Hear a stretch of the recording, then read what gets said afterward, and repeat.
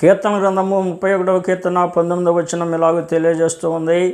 దేవుని యందు భయభక్తులు గల వారి నిమిత్తము, రెండవదిగా ఆయన ఆశ్రయించే వారి నిమిత్తము ఆయన సిద్ధపరిచినటువంటి మేలు ఎంతో గొప్పది అని రాయబడింది.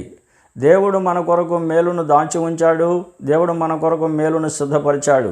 ఎవరి కోసం అంటే ఆయనను ప్రేమించే వారి కోసము, ఆయనను వెదికే వారి కోసము, ఆయన యందు భయభక్తులు గల వారి కోసము ఆయన మేలును దాచి ఉంచాడు.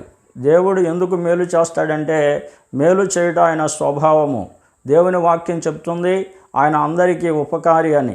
ప్రభునందు ప్రియులారా, ఆయన మేలును మనం పొందుకోవాలంటే మనము దేవుని యందు భయభక్తులు కలిగి ఉండాలి. రెండవదిగా ఆయనను ఆశ్రయించాలి.